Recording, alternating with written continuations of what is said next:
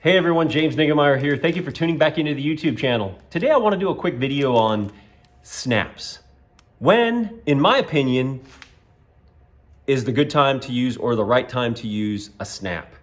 The snaps are popular because what I've noticed is when on my guide trips and definitely when I have co-anglers in the boat, is guys will use these little snaps because they like that they can, switch out baits. Deep diver, medium diver, shallow running crankbait, square bill, jerkbait, different things like that. They can just, unclip the snap and clip it back onto another bait. They're back in action. And that's fine. I mean, if guys want to do that, they can. I just personally don't want all that extra metal hanging off my bait. I just feel like there's a couple things that could happen. Now you have two different junction points. You have the knot that ties onto the snap, and then the snap that ties onto the split ring, and a split ring that goes onto the eye of the bait. I just don't like all that metal.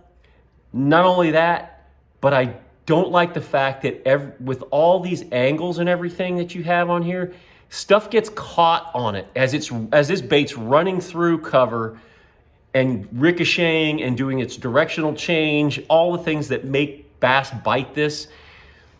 It's going to get caught on something, whether a stick or a piece of moss or just some bottom scum, and it's going to get covered on there.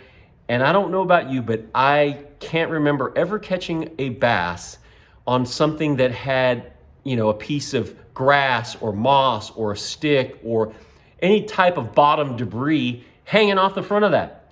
If I could get away without a split ring like this, if I could tie my line directly to this bait without a split ring, I would probably do that. Even just the mere fact that you have a knot with a tag in, that'll catch different types of bottom debris and different things like that in the water. The reason you gotta have a snap is because that enables the bait to move freely. A loop knot, if you tied a loop knot directly to the eye, that would give the bait the ability to move the way it's designed to based on the bill and the weighting and the body shape and different things like that. So it's important to have something attached to your eye on your bait right there, which is the metal piece that's actually part of the wire harness, and gives it the ability to have a specific position, which gives it the action, etc. So you want to have something that isn't just cinched down on the eye, and a split ring to me is the best option over the small snaps. And hopefully you can see that little snap right there. The little snap, surprisingly, the snap is an exceptional way to junction your line to a bait if you don't have all that other stuff, except for the fact that stuff gets caught on it, like I'm saying, because surprisingly, they actually will withstand quite a bit of abuse and straight line pull pressure. These are the ones that Owner makes, and they'll actually, if I remember right, they actually have a pound test rating for how much force you can pull or put on that snap before it fails. It might be, I think I've seen where it's like 15 pound, 18 pound, 20 pound, different things like that, depending upon the size and then the wire gauge, etc. So they actually can withstand with quite a bit of abuse, and they do the job they're supposed to. But again, I'm just not a giant fan of that.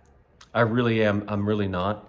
And if I'm going to tie, I'm going to tie directly, and I'm going to take the couple minutes to cut and retie baits as opposed to going that route, because I feel like in the long run, potentially could cost me a fish in the fact that it gets marred up by some sort of bottom debris or something like that. The time when I really like a snap, really, is when I'm using a bladed jig. The bladed jig, the way that thing is designed, there's my snap right there, you can see it.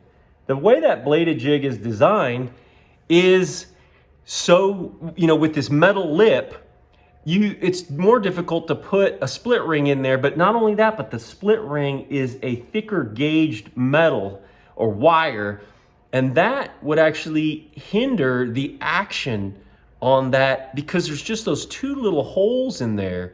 And really the snap is the most ideal scenario so that that bladed jig can just get its crazy action that makes bass bite it.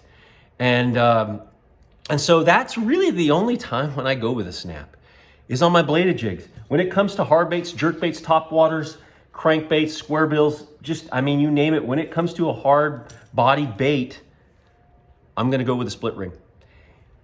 When it comes to some top waters, specifically poppers and some walking baits, I tie direct because, or a loop knot, because what will happen is that split ring, when the bait is at rest, will fall, causing your line to kind of drop down and catch that front hook. And so a lot of times I might take that split ring off if I feel like I'm getting hung up on that front hook a lot on my top water baits.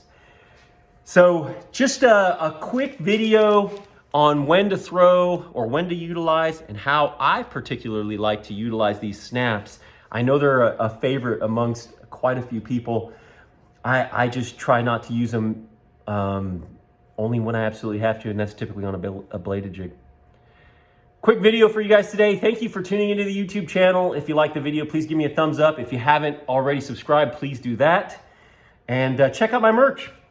Team Niggemeyer Fishing merch right there.